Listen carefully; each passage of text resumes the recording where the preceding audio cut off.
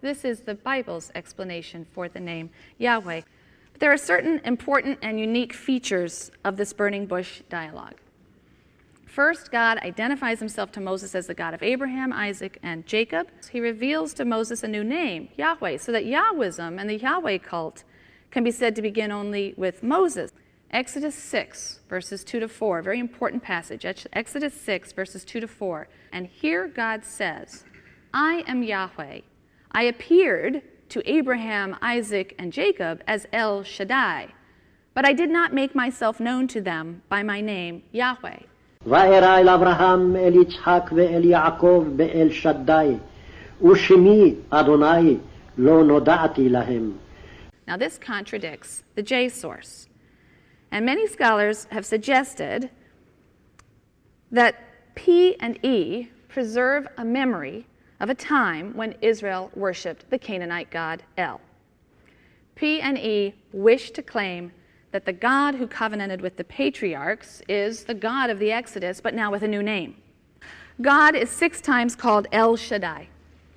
Other names are El Elyon, El Olam, El Roi, El Bethel. You can see the translations of these. The everlasting God, God Most High, a God of seeing, the God of the house of God, and so on. El is the name of the chief god in the Canaanite pantheon. It's an important set of texts that were discovered at a place called Ras Shamra. Ras Shamra was ancient Ugarit. In 1928, a peasant in Syria discovered a tomb at Ras Shamra, which was subsequently excavated by the French, and it was found to contain a library of tablets that were written in a language very, very close to Biblical Hebrew. It's clear that Hebrew is simply a Canaanite dialect. In fact, I remember reading one scholar said if you go back far enough, you're really hard-pressed to tell the difference between Canaanite and Hebrew. And in these texts, we read of the exploits of the gods of Canaanite religion. These gods include the sky god El, I've listed here, the father of the various gods and humans.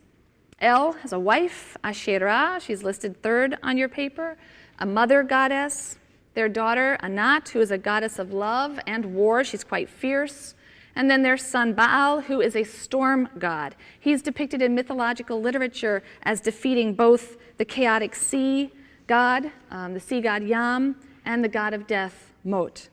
There are striking resemblances between the biblical God of the patriarchs and the Canaanite god El. El is the head of the council of gods. He is said to have a long white beard. He dwells on a mountain top in a tent. His epithets include father of all creatures, bull, king.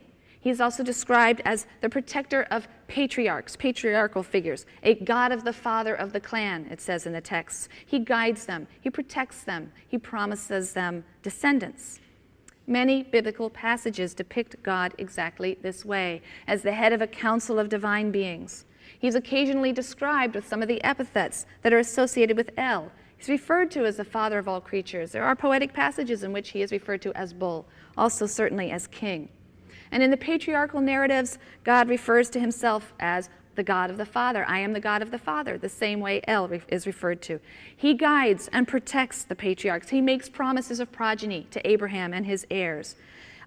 He also is associated with a mountaintop, Sinai, and gives instructions for the building of a tabernacle, a tent-like structure in which he will dwell. Many personal and place names in the patriarchal narratives are compounds in which one element is El. Yisrael, Yishmael, Beth El. El is the God of the patriarchs. By contrast, after the time of Moses, Israelite names start to be formed using Yah or Yahu as part of the name Yahweh. Elijah in Hebrew is Eliyahu. So you start to have theophorics, names that use the name of a deity, which are using forms of Yahu instead of El.